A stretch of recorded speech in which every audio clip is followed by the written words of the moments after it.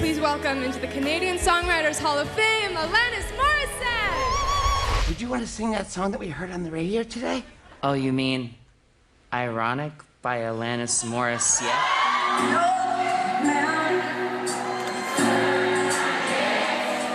Isn't it ironic? Don't you think? It's like rain on the rain, it's a free ride. When you've already paid. Can't help but sing along when you hear it. 7-time Grammy Award-winning singer, songwriter, Alanis Morisette is hitting the road this summer for the Triple Moon Tour. And that includes right here in Connecticut. She'll make a stop at the Xfinity Theater on Saturday, July 6th. We are beyond thrilled to have you, Alanis, joining us now to talk all about it. Thank you for being here. We're so excited. Thank you for having me. I'm so excited too. All right, so you began your career in Canada with 2 albums, one of them Too Hot, and Alanis, they were dance pop albums, were they not? Yes, and the dance pop part of me is in my soul and it'll never leave. No, I mean, in the 90s, it was very much like pick a lane, singular, one thing at a time. And because I consider myself to be super multitudinous, multi-hyphenate, multi-fill-in-the-blank as an artist too. So I would just, write about all these different aspects and do videos where I was dancing in them, and people would say, oh, that's career suicide. And I would say, well, there is a dancer in here. And if I don't do comedy and if I don't do movement and dancing, then it feels incomplete somehow. So as an artist, it's many, many paints, but my favorite is music, hands down. Oh, wow. I mean, you have done so much. In fact, I was listening and in preparation to talk to you, like that. I loved your saying, you said, when you're not expressed, you're depressed. And I thought that was such a lesson for all of us. I really appreciate all you've done with wellness. But this is, did you realize how transformative you were going to be? I mean, I'm a 90s girl. When you're writing your little songs, did you know, like, this is going to be a movement? No. Really, I mean, when I look back, I'm actually glad that when I was 19, I was writing about songs that still apply now, because that would be an interesting challenge to sing songs that no longer applied. But at the same time, I just think I've always been obsessed with the human condition, my own and other people's, and what are relationships and how is this supposed to work? And it's hard to be in this body, and my mental health, and, just to take all these, everything into consideration, 8.1 billion people, all of us coming at this whole life thing from different angles. And I just love humans, and I hate us too, don't get me wrong.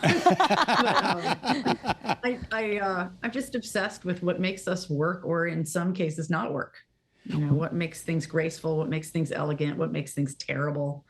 Just this insatiable curiosity about that. And it'll show up in song and articles and prose and anything. You appeared on the television show You Can't Do That on Television for 5 episodes in junior high school.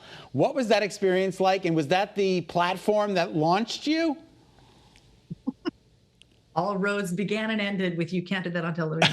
No, I was auditioning for a lot of different things. And as a really young child, I filled out one of those journaly things that you write in the first grade. And I remember writing, I wanted to be a nurse. I wanted to be a teacher. I wanted to be an artist. I wanted to be an actor, a dancer, singer.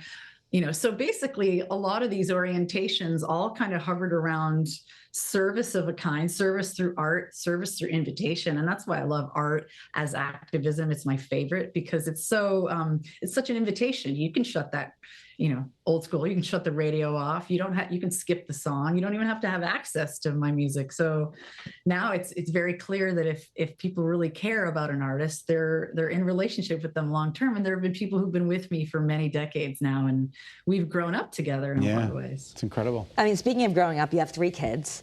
You used to homeschool. I don't know if you still do, but like that has to, being a mom, it unearths a lot. But how do you teach your kids about being brave and expressing themselves? I think a lot of times I do it by letting them know that they don't have to be brave, and that that there's parts. I often just do both. So if they're struggling with their own anger, we'll leave a ton of room for not only the feeling of that feeling all the way through without snipping it before it's done, but also just leaving room for its opposite too. So if one of them is struggling with something, and let's say it's around they're not feeling capable of something, so we'll talk about them feeling incapable, and then also without before I finish, I attempt to bring in the part of them that is highly competent, highly conscientious, super capable, to kind of keep it balanced.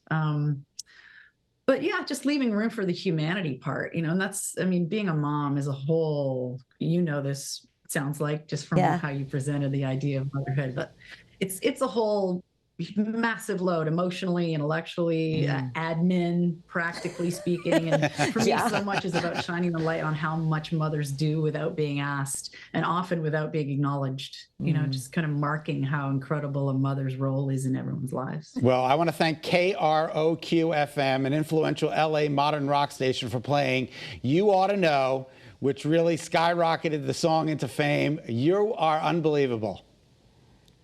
Oh, it's been an amazing ride. I'm turning 50 this year, and 2024, 25, 50 is the new 10, apparently. Yes, thank you. We're right about the same. So just longevity or bust, apparently, right? We wish we could talk to you forever, but whatever, we're aging. Yeah. But we're getting better. We wish we could talk to you forever. I do want to let everyone know you are coming here, which is so exciting. Your Triple Moon tour will be on July 6th, right here at the Xfinity Theater in Hartford. We are so excited to see you. Yeah, Alanis, we've got one hand in our pocket, but the other one's giving a peace sign. Nice. You keep going. Thank you for being with us. Thank you so much. Thank you for having me. Appreciate you both. Thanks. Thank you. Oh my God, she was just as awesome as I thought she was going to be. Yeah, so nice. I love her. I love her even more now. Come back. All right, still ahead. Young Sheldon's 7-year run comes to an end this week, right here on Channel 3. We are chatting with star Ian Armitage about what it was like really growing up on the show. So many of our kids grew up with him. Great Day, Connecticut. We'll be right back.